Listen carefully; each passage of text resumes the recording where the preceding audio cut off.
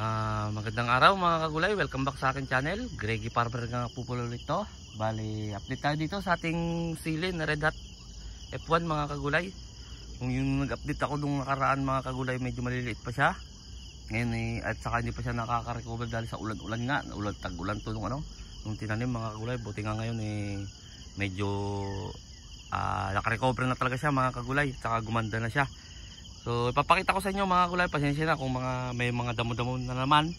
Na-sprayan ko na ito nung nakaraan kaso umulan ng umulan. Tumubo ulit siya mga kagulay.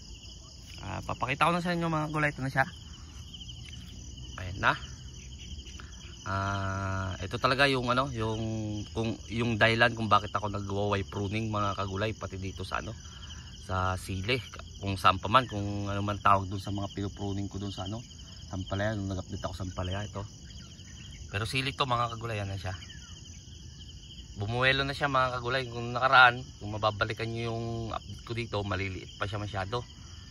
Ngayon kung titignan nyo mga kagulay, medyo kumapal na dyan sa taas, sa ibabaw. Saka sunod-sunod na rin yung mga bulaklak niya mga kagulay. Yan. Yan siya mga kagulay. Bali yung iba mga kagulay, nung unang pruning ko mga kagulay ay hindi ko natanggal yung unang bunga. Bali nagtatanggal na ako ngayon. Kasi pinagkumpara ko nga talaga yung dati kong mga vlog kahit sa talong mga kagulay, nagtatanggal na ako ng unang bunga. Dati nasasayangan ako kasi kung halimbawa 5,000 yung sa talong, ikukumpara ko lang mga kagulay sa mga unang vlog ko. Kasi dati wire pruning lang ako, hindi ako nagtatanggal ng unang bulaklak. Ngayon naman nagtatanggal na ako pati dito sa sili. Pero itong makikita nyo, hindi ko natanggal Nasayangan na kasi ako kasi bunga na talaga siya, kasi nakakasayang nga naman talaga siya. Mas maganda talaga kapag bulaklak pa lang itatanggalin nyo na para hindi kayo masayangan mga kagulay. Pero karamihan dyan mga kagulay, lalo na yung banda doon, ay tanggal na yung mga unang bulaklak, ay unang bunga nun o kaya unang bulaklak mga kagulay. Yan. Kasi kapag nagtanggal kayo ng unang bulaklak o unang bunga mga kagulay, kasi kumbaga yung nutrients na iabono nyo, nagaling sa abono, kapulyar, nagaling sa yung nutrients na galing sa pulyar ay, kasi kapag may una siyang ganyan, ipopokus niya muna kasing palakihin mga kagulay. Siyempre habang tumatagal na nagtatanim tayo mga kagulay, na natin, napapagkumpara natin yung mga unang ginawa natin, unang ginawa ko, kaya mas maganda to. Sa obserbasyon ko mga kagulay, hindi ko na naman sinasabi na ito yung the best mga kagulay Hindi, kumbaga na-obserbahan ko lang siya mga kagulay. Kaya yun, sinishare ko sa inyo o ginagawa ko sa ng vlog. Kung kaya nga sinasabi ko mga kagulay, kung ayaw nyong gayahin mga kagulay, okay lang sa akin, walang mawawala sa akin. Kung gusto nyong gayahin, wala rin may dadagdag sa akin, walang may mawawala sa akin mga kagulay. Kung sinishare ko lang yung mga obserbasyon ko sa habang nagtatanim ako, kumbaga sinishare ko lang siya mga kagulay. Ayan siya kakaiba yung niya, talagang siya mga kagulay sa pagpupruning naman. Ayan siya. Ayan, kapag ganyan ninyo, parang ang lang siya mga kagulay, tingnan pero kapag nilapitan ninyo naman siya, tinutukan nyo talaga, ayan na siya. Ayan. Sana nga magtuloy-tuloy, marami rin siyang bulaklak na lumalabas mga kagulay. Yung mga niyan nalalaglag ay yung dulo lang ng niyan, yung halimbawa itong bunga na yan, yung dulo niyan, ito yung nalalaglag mga kagulay. Hindi naman siya yung bulaklak talaga nakasama tangkay na nalalaglag mga kagulay. Kasi baka may makita kayong ganyan. Kasi nung bago-bago rin ako lang, nalalaglag pala yung bulaklak. Kasi hindi ako namang bago-bago ako mga kagulay. Tsaka may inaabord talaga siya na bunga mga kagulay kung minsan. May mga ganun talaga. Ang masama nun kung madami talaga. Yun ang masama. Pero merong iba kasi na puno may siya, kumbaga hindi niya siguro masuportahan na sobrang dami ng bulaklak, sobrang dami ng bunga. Kaya siyempre ang gulay naman, kumbaga alam din nila sa sarili nila mga kagulay, kapag din nila alam na kayang patuloyin na, yun nilalaglag na nila. Kaya wag mag-alala na may nilalaglag talaga yan. Meron talaga, lalo rin sa talong mga kagulay, ganoon din. Meron. Pero itong vlog o kaya video natin ay tungkol dito sa sili natin. Ito yung variety na ito, ulitin ko mga kagulay, Red Hot F1 ng East West seed ng company mga kagulay. Ayan, kung aanin nyo mga kagulay, panay bulak-bulak yan. Yan o. Pag gumano ito talaga ng tingin mga kagulay, parang manipis siya. Pero kapag tinitigan nyo yung mga kagulay, ay maganda naman siya mga kagulay. Nagapan nga natin yung pangungulot niya mga kagulay. Medyo nagkukulot siya nakaraan, mga linggo. Inispiran ko lang siya ng yun nga, yung main na ginagamit ko na gamot, yung Optimax at saka Formula 1. Yun lang naman ang pinagsasalitan ko dito. Kapag nakita kong hindi na nakakaya ng gamot na ginagamit kong gano'n, ay bibili tayo ng synthetic. Kasi gaya nga mga sinabi ko nung unang habang kinakaya pa ng Formula at saka Optimax, yun pa rin ang ginagamit ko mga gulay kasi organic naman siya. Kapag hindi na siya kinaya, ay bibili tayo ng mga synthetic mga kagulay. Kasi gaya nga ng sinabi ko na negosyo itong ginagawa natin, hindi naman to kaya wala akong pinopromote. Kumbaga sinasabi ko lang yung mga ginagamit ko dito sa sa tanim ko. Sinasabi ko lang mga kagulay, hindi ako nagpo-promote. Kung gusto niyo naman subukan yung ganon, ay di subukan nyo mga kagulay. Kung ayaw nyo naman subukan, eh di wag nyo subukan mga kagulay. Ito yung magiging basehan lang ninyo. At saan ka tumingin mga kagulay. Ito yung mga hinulip. Nahuhuli siya mga kagulay. Yung mga malilit na yan. Marami kasing hinulip dito mga kagulay, sa totoo lang. Kasi nadali nga siya ng ulan. Kasi nung pagkatanim nito talagang 2 weeks yata na inulan to mga kagulay. Dire-diretso yun, hindi nagpakita si Haring Araw nun mga kagulay, kaya marami akong inulip dito. Ang nahulip ko dito mga 7 hanggang 8 tray mga kagulay. Kumuha pa kami dun sa pinagkukuhanan namin ng kami na mismo kumuha, kasi nakakaya naman mga kagulay na ipapadeliver pa natin yung 7 tray. Kaya ang ginawa namin, tumawag kami, tapos kinuha na lang namin mismo dun sa sa nagpupunla. Ganun na lang ginawa namin mga kagulay. Kaya ito, madamo siya. Kaya mamaya siguro kapag uminit na, medyo umiinit na dito mga kagulay. Kasi ang style dito sa area ko mga kagulay, parang sinusundan ako ng panahon dun sa Mindanao. Yung iinit siya ng diretso ng 3 araw, bas bibiglayin na naman ng 2 linggo, kaya 3 linggong bibirahin ng ulan mga kagulay. Kaya magastos din sa fungicide. Kung tatanungin nyo akong fungicide, nagdagdag ako ng isa mga kagulay na fungicide. Pang alternate ko lang kasi sili to. Eh siyempre kailangan natin alagaan ng fungicide abang bata pa yung sili. O kaya kahit naman, lalo na dito sa sili, gawa nga nung tinatawag natin kapag namunga na lapnos mga kagulay. Yun ang iniingatan natin sa lapnos. Kaya nag-alternate na rin ako ng score. Bali ang gamit kong dito, score at saka Magica mga kagulay. Magica ang tawag ng iba. Ako Magica naman talaga yun Magica tamang basa na mga kagulay. Ayan siya, magaganda na siya mga kagulay. Ayan, may mga lalo na dami na siyang bungang malalaki mga kagulay pag ginanyan mo. Kung titingnan nyo, makapal na siya, sa baka mapansin, lit pa ng puno, Gregi Farmer, parang di kakayan. Lalaki rin yan mga kagulay. Yan na siya. Yung makikita nyo yung ganyan na huli, yan yung mga hulip. Marami yan mga kagulay, lalo yung banda doon. Maraming hulip doon mga kagulay. Yan na siya sa niya. Malinis na siya sa ilalim. Ayun nga, lagi kong sinasabi. Ito sinasabi ko mga kagulay, may nilalaglag siyang ganito. Ayan.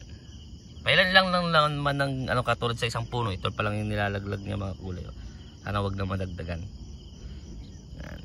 Kasi ito mga kagulay, sa totoo lang, 3 beses pa lang ito naabunuhan. Ito yung 1 buwan na mahigit mga kagulay.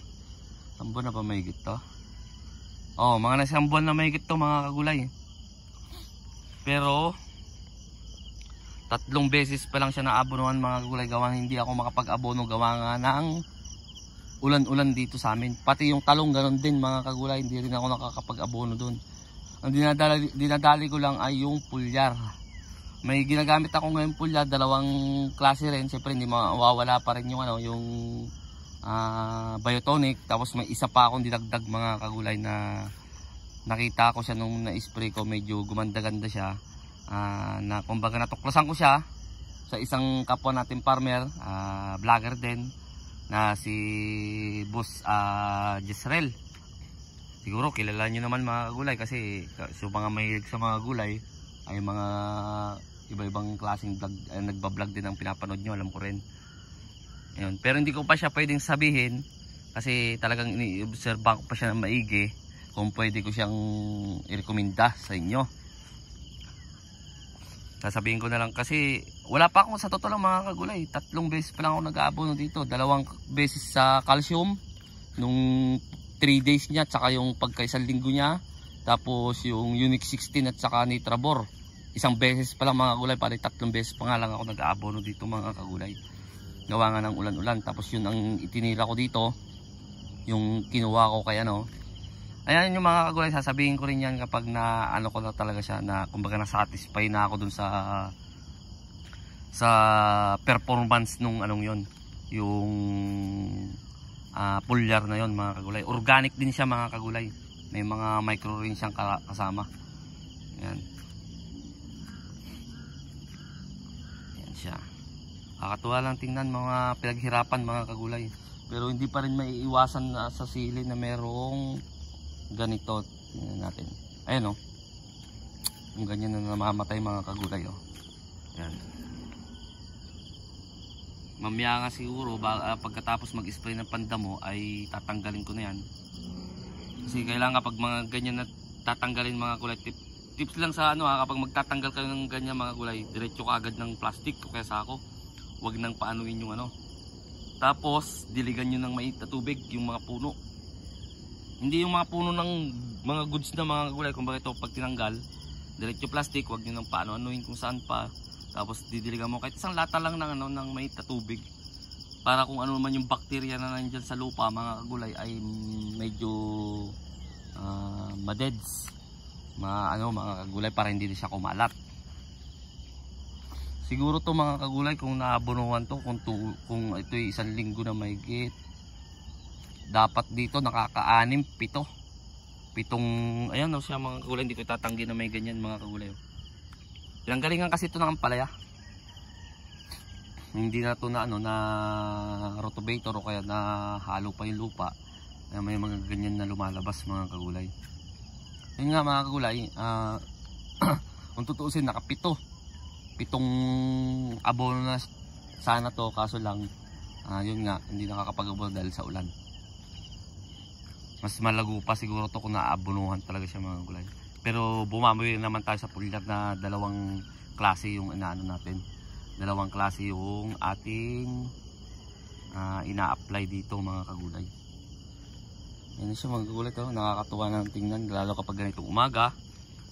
Pagkagising, kape-kape muna tapos punta dito, diretso. Yan din yung palaya natin mga kagulay oh. Yan, nauna patuloy itong i-update mga gulay sili kaysa sa talong. Kasi yung sa talong ay pinupruning ko muna lahat bago ko ipakita sa inyo. Hindi pa tapos mapruning. Kaya mahuli yung talong natin mga kagulay. Dito muna tayo sa ano kasi inuna namin itong pruningan mga kagulay. Kasi nga mag-ahabol tayo dito. Magandang presyo ngayon ng ng sili kapag ganitong bare months na, papunta na ng December hanggang January mga kagulay. Kaya tinutukan muna natin dito. Kasi sa talong medyo kumbaga sa akyat baba dito sa sili bihira lang umano kapag mga bare months lang, kaya inalagaan pa rin naman natin yung mga talong mga gulay kahit anong klaseng tanim natin, pero naka-focus muna dito. Yan, ayan siya mga kagulay, ito may lumalabas na ganito natural lang yun mga kagulay, huwag kayong mag-alala. Yung tumanggat to, yan pangit ang dumi ng kuko ko, gawa na nag-ano ko dito sa ganito nung kagahapon. Yan o. Yan. Hindi naman lahat mga gulay kasi yung mga iba na tuloy na lahat yan. Yan o. Yan. Yan siya mga gulay. Maganda na yung ating sili. Red Hot F1. Yan.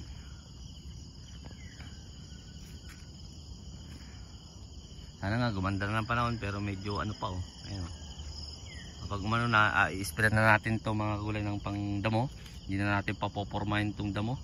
Kasi dyan nga talaga nagtatago yung mga insekto. Mga mites, mga ano, kung ano bang insekto dyan mga kagulay. Kung mas malinis kasi mga kagulay, ay mas unti rin yung ano, yung insekto mga kagulay. Kung mas unti yung insekto, mas makakatipid din tayo sa spray. Kumbaga mas mapapababa natin yung kapital natin na gagamitin mga kagulay sa pera. Lalo dito mga kagulay. Gaganda na dito banda. Hindi man siya para-parehas pero naka-recover na talaga siya mga kagulay. Yan o. Yun. Na red hot. Sunod-sunod na yung mga talbos niya mga kagulay. Kung medyo nagtatagal tong vlog natin mga kagulay, natutuwa lang ako ipakita sa inyo kasi na totally naka-recover na siya mga kagulay. Although may mga namamatay, natural lang talaga, hindi naman natin 100% kahit nakapaghulip na tayo. Meron at meron pa rin mga kagulay, lalo na dito pinagtaniman to ng ampalaya, hindi na to ng cultivate mga kagulay. Kumbaga kaya may makikita kayong butas dyan sa gitna, yan yung pinanggalingan ng ampalaya. Yun, may mga butas sa gitna. Tapos yung tabla ng ampalaya, eto yun, ginawa natin ng plot ng panibago. Yan siya. Kaya wala kayong makikita butas dyan sa gitna ng plastic dyan, wala. Hindi katulad nito, meron. Kapag magtatagal tong vlog na to mga kagulay ko yung video na to, pagpasensyahan nyo na. Natutuwa lang ako ano, na may bahagi sa inyo tong tanim nating sili. Kasi maganda na yung ano niya, yung status nung ano, nung gulay na nung ano natin, tanim natin. Yan, nakapagtali na rin tayo. Yan. Yan. Kapag medyo matas-taas na siya, tatali na naman tayo dito mga kagulay, katulad din sa talong. Para kapag nag-abono, drenching method nga ang ginagamit ko, hindi siya nakakasagabal. Ayan siya mga gulay. Tapos yan, yung malinis niya dyan, naka-pruning na ako dyan, way pruning. Pares lang naman to mga gulay, ang tawag dito sa talong at saka sa sili, way pruning pa rin. Kaya tinatawag natin way pruning mga kagulay.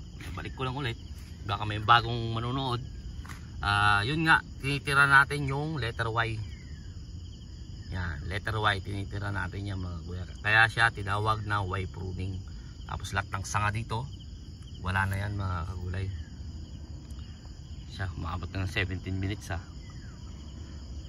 Yan siya. Bukas siguro, o kaya mamaya gagawa rin, mga bukas na siguro kasi tatapusin namin yung pag Y pruning doon, pati yung dahon na mismo. Kasi nga tulad nga nung sabi ko mga kagulay, ay tinanggal ko yung unang bulaklak ng ating talong, kaya tinanggal ko na pati yung mga dahon sa baba. Kung sinabi ko nung nakaraan na tinitira ko yun, yung dahon, yung sanga lang munang kinukuha ko kasi tutulong pa yun doon. Pero total tinanggal ko naman yung unang bunga doon sa ano, sa talong, ay pati yung dahon na niya natitira, tinanggal ko na rin mga kagulay. Kaya hindi ko pa pwede siyang i-vlog o gawan ng video. Kailangan ko muna matapos bago ko ipakita sa inyo mga kagulay. Mas maganda nga pag natapos ko yun, mga 1 linggo pa bago ko i-vlog. Pero papakita ko na rin, bablog ko na rin para makita nyo na parang ang nipis niya. Tapos kapag nag-update ako, makikita nyo na yung diferensya kung anong kinalabasan. So yung mga kagulay, sa bago, hanggang dito na lang ako siguro. Sa bago pa lang sa munting channel ko, huwag nyo kalimutang mag-subscribe at i-click nyo na rin po yung notification bell para updated kayo lagi sa gagawin kong video tungkol dito sa pagtatanim ko ng gulay. Lalo dito, tatlong klase ngayon dito, sili, ampalaya, talong, baka dun sa bakante dun. Kasi ito mga kagulay, 3 hektarya to. 1 hektarya lang to na tataniman namin ngayon. Kasi doon maraming bato, talagang bato talaga. Baka pag na-ispiran yun, maano na mga pandamo ay tataniman yun ng gumagapang din mga gulay, kalabasa, mga ganyan. Ayun, nagtatanim doon, update ko na lang kayo doon kapag makakapagtanim ako. Basta kung ano man yung itatanim ko, kasi itong mga main crop ko mga kagulay, itong sili, ampalaya, talong, yan ang pinaka ano ko mga kagulay. kamatis siguro doon tayo sa mataas. Magte-testing din tayo kahit mga 1,000 lang siguro na kamatis, mga ganun mga gulay. Update ko kayo. Hanggang dito na lang ako mga gulay. Sa bago pa lang sa munting channel ko, huwag niyo kalimutan mag-subscribe at i-click niyo na rin po yung notification bell para updated kayo lagi sa gagawin kong video tungkol dito sa pagtatanim ko. Maraming salamat po sa legit na sumusuporta sa akin. God bless po sa ating lahat.